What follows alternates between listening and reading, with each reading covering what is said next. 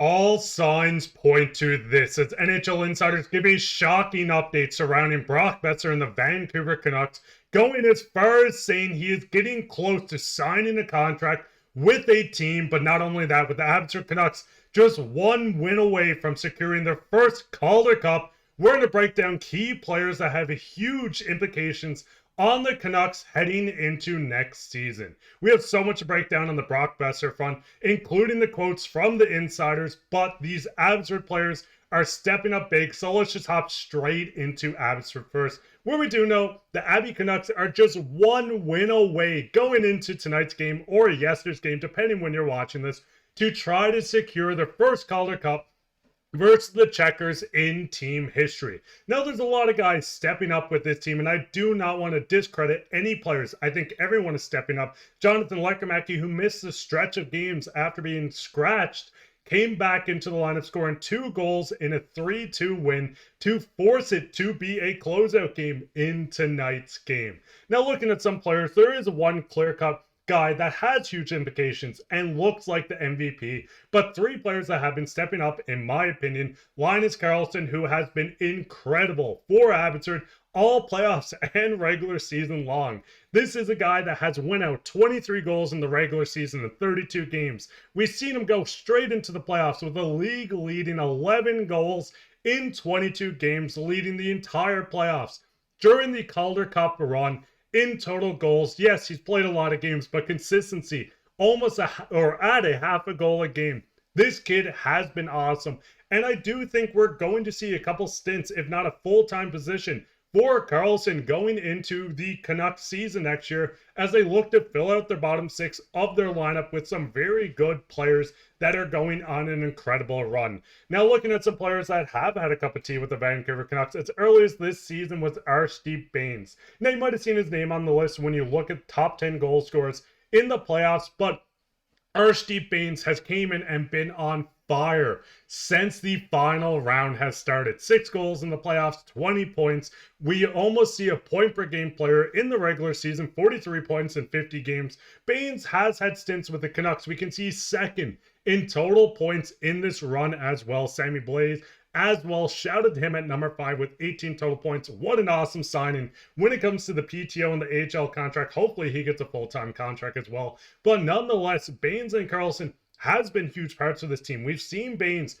have his streaks with the Vancouver Canucks. We've seen him score his first NHL goal. We've seen Linus Karlsson also have streaks, playing 23 games, 6 total points, being an absolute workhorse like Bain as well. But then you get into what looks like the clear-cut MVP with a .943, I believe it is, save percentage in the finals, and that is the Artie Party, Arturs Shilovs. Shilovs has been a revolutionary goaltender in the playoffs. We've seen him stand up in the playoffs, even with the Canucks versus the Edmonton Oilers. Shilovs looks like the clear-cut MVP.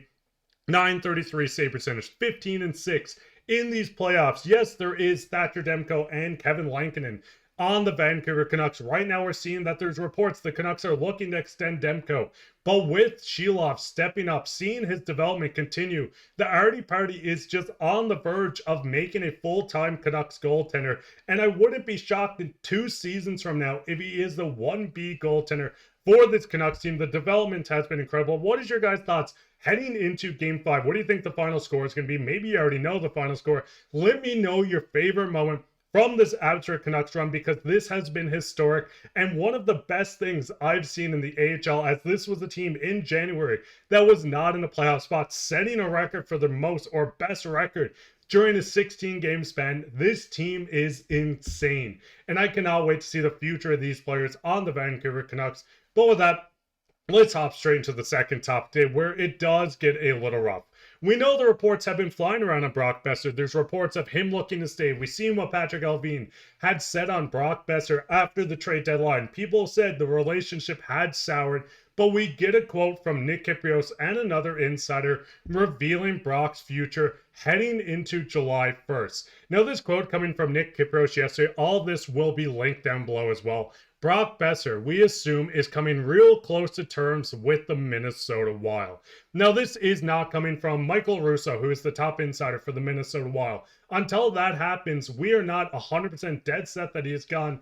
Allvin can turn his head and say, hey, we'll offer what you want. We want you back. And I think he should do that. But looking at these reports coming out, it is starting to get terrifying and more clear. All signs seem to be pointing to the Vancouver Canucks not having Brock Boeser next season. Now, looking at the fourth period, Dave Pagnotta, we've seen the report coming out. This article will be down below as well, where they do their top free agents going into July 1st.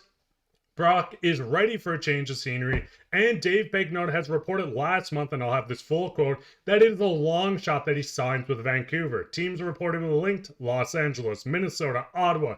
You can work your way down. Teams are lined up to get Brock Boeser. The Canucks have his rights until July 1st. Why not just go out, sign the guy instead of looking to replace him? Yes, Peterka from Buffalo would be an awesome addition, but you have someone that has scored 25 goals. You have someone that has consistently been with this team and knows the system. Why look and move assets when you know what you have in Brock Boeser on this team? But the last quote from David Pagnotta, once again, will be linked down below. Boeser, 28, is a long shot to resign with the Canucks. One team source confirmed to me this week he is prepared to move on next chapter of his career and will attract significant interest this summer, especially given the limited market. Now, this is a big thing. The Canucks are in the leverage of signing Brock before July 1st. They can go out, as I said, sign him a contract right now, secure him on this team. But if the relationship has soured past repair, if we see this management group not want to dish out the money to the 20-year-old who's still very young, then the big thing is the Canucks are desperately looking to fill in the top six, having to go into bidding wars with teams or giving up an arm and a leg to fill the void. As I said, a 40-goal scorer, someone that's been with this team since 2016, when we've seen him make the jump from the NCAA all the way into the Canucks lineup, scoring 4 goals, getting 5 points. Brock Boeser is a Vancouver Canuck. He has been a huge part of this Vancouver Canucks team. Losing out on him is going to implicate the entire future of this team. We know that they're going to have to look for changes. We've seen JT Miller get shipped out last year. A lot of people hate that trade, but listen, Moose, Victor Mancini has looked great. Filip Hronek has shown flashes, and I do think he can turn it around. We used the first to get Elias Pettersson and Drew O'Connor.